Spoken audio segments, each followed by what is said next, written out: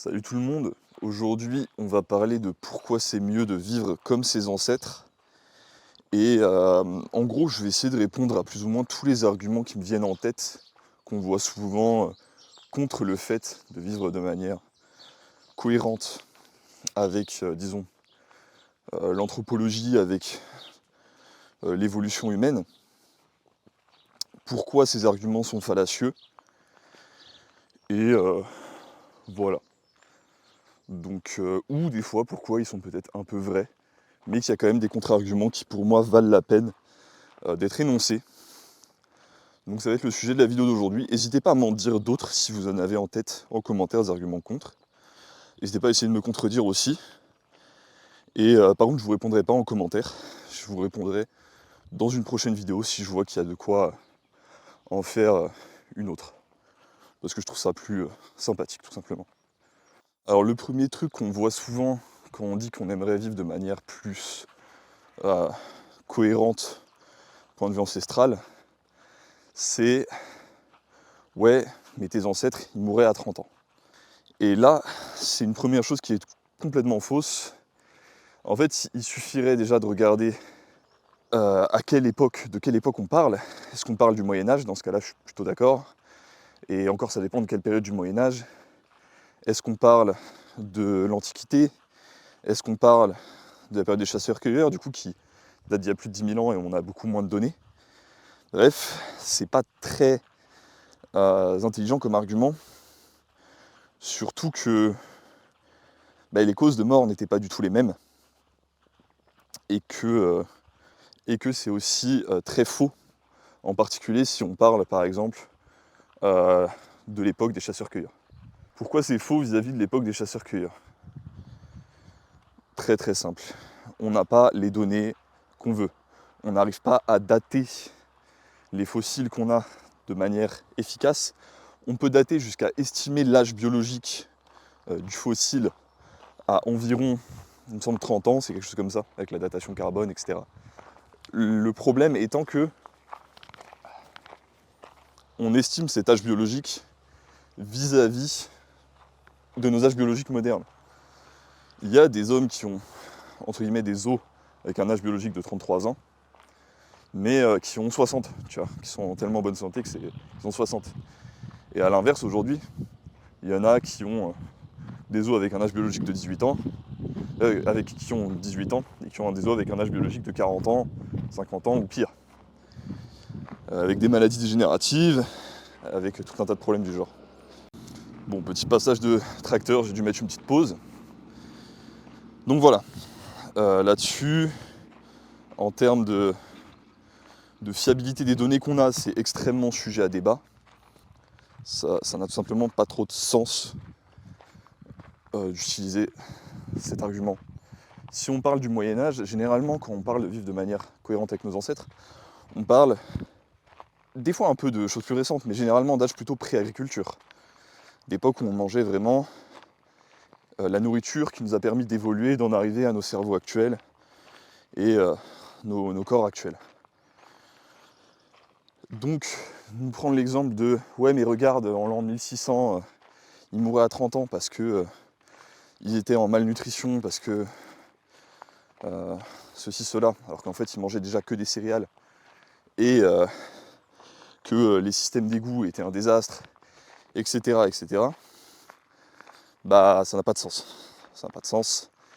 Et j'aimerais qu'on arrête d'utiliser cet argument-là. Ensuite, second argument que je vois souvent, c'est « ouais, mais regarde, par exemple, tu vois, c'est pour ça volontairement que j'ai pris mes lunettes, alors je les porte pas généralement quand je suis dehors, pour le début de cette vidéo. Regarde, t'as besoin de trucs de la modernité, pour toi, vivre bien, être en bonne santé, etc. » Et là, moi, il y a deux arguments que j'aimerais bien donner.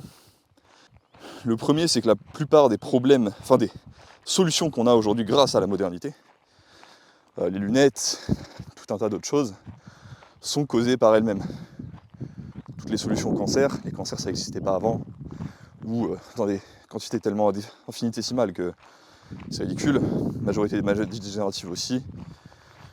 Bref, voilà, on crée des solutions certes, mais à des problèmes qui ne sont même pas censés exister. Donc c'est un peu un mauvais argument. Et le deuxième élément de réponse, c'est que moi je te dis pas de rejeter ce qui te permet d'être en meilleure santé. Si tu as besoin de lunettes, utilise des lunettes. Ce que je dis simplement quand je parle de vivre entre guillemets ancestralement, c'est d'améliorer ta santé en faisant des choses, en prenant des habitudes de vie qui sont plus cohérentes vis-à-vis de ton passé évolutif.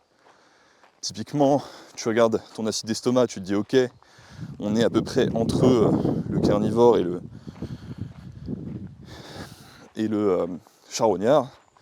Peut-être que c'est cohérent de manger de la viande, des tartares, ce genre de choses, tu vois, des produits animaux. Tu regardes l'environnement de travail aujourd'hui de beaucoup de gens qui sont dans des cubes à travailler devant un PC, tu te dis ok, on a une lumière avec des ondes très particulières qui n'est pas cohérente vis-à-vis des ondes auxquelles on a été exposé pendant des milliers d'années, voire plus, qui sont les ondes du soleil, qui varient en fonction des heures de la journée et qui permettent de régler notre cycle circadien, de nous donner de la vitamine D, etc. Peut-être que passer plus de temps dehors, ça améliorerait ma santé. Peut-être que marcher pieds nus, avec tout ce qui est grounding, c'est peut-être cohérent aussi. Tu vois. Donc quand on parle de vivre ancestralement, on parle de ça. On parle pas de... je sais pas, tu vois, les gens ils disent arrêtez de prendre des douches, je ne sais quoi. Encore une fois, ça c'est ridicule. Et puis même quand tu commences à étudier un peu l'histoire de l'homme, tu te rends compte que ça fait quand même très longtemps qu'on a des méthodes pour avoir de l'hygiène corporelle, pour toutes ces choses-là. Ça c'est vraiment juste une question de méconnaissance de l'histoire. Par exemple, on dit Moyen-Âge, ère victorienne, oh il devait puer la mort, il se lavait pas. Il prenait pas de bain, il prenait pas de douche. Bah oui, mais en fait les bains et les douches, ça existait quasiment pas, ça coûtait extrêmement cher. Et ce qu'ils faisaient en fait pour être propre, et en plus il faisait froid, les questions de chauffage étaient compliquées. Donc ce qu'ils faisaient pour l'époque, pour avoir de l'hygiène corporelle, c'était des bains à l'éponge en fait, tu vois, des bains mousseux à l'éponge, pour ne pas avoir à se déshabiller complètement pour se laver, mais pour pouvoir quand même se laver. Donc voilà. Là, dans l'immédiat, j'ai pas trop d'autres arguments qui me viennent en tête.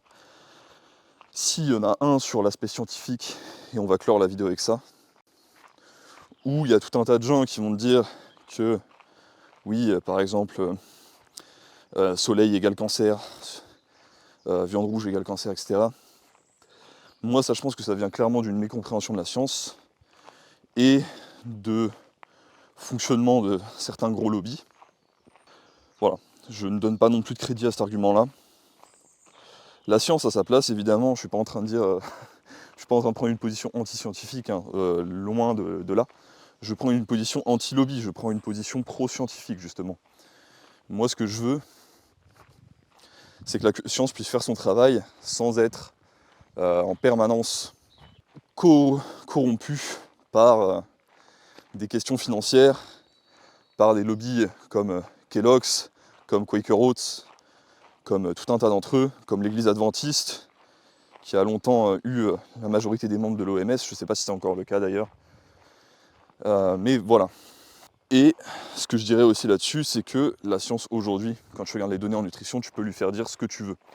Tu prends les études de corrélation qui se font sur des millions de personnes en Europe, en Occident et aux États-Unis, tu vas avoir des données qui vont te mettre plus en avant, par exemple, le fait d'avoir des fibres. Avec, bon, qui est pour moi plus lié à un biais d'utilisateur 5 qu'autre chose. Tu prends les mêmes données en Asie, ça va pas du tout te donner la même chose. Donc, on a vraiment moyen, quand on regarde les choses objectivement, même sur des études qui ont une bonne méthodologie ou qui sont reproductibles, bah, il y a toujours moyen de lui faire dire plus ou moins ce qu'on veut. Donc voilà, c'est à peu près tout ce que j'ai à dire sur le sujet. N'hésitez pas à réagir en commentaire parce que vous êtes en mode ah tiens, un sauvage qui aime pas se laver. Voilà, abonnez-vous. Moi de base mon taf c'est coach sportif, ça c'est ma chaîne secondaire où je parle un peu de de tout et de rien, de sujets que je trouve intéressants. Donc n'hésitez pas à aller checker la chaîne principale si vous voulez du contenu plus éducatif muscu. Parce que moi c'est ce que j'aime bien faire, tu vois, c'est mon boulot. Et ouais, lâchez un petit like, allez voir le reste du contenu. Je vais bientôt relancer la newsletter, d'ailleurs j'ai vu qu'il y a beaucoup d'entre vous qui s'abonnaient récemment à la newsletter qui venait d'anciennes vidéos que j'ai faites. Alors que j'ai arrêté le projet il y a un certain temps. J'ai vu que ça avait pas mal plu au final et que les gens avaient apprécié. Je pense que je vais reprendre avec un rythme un peu moins soutenu, peut-être 2 lettres par semaine, quelque chose comme ça. Donc voilà, je vous donnerai des news dans les vidéos à venir. Et puis je vous souhaite à tous une excellente journée, de profiter de ce beau soleil, et je vous dis à la prochaine.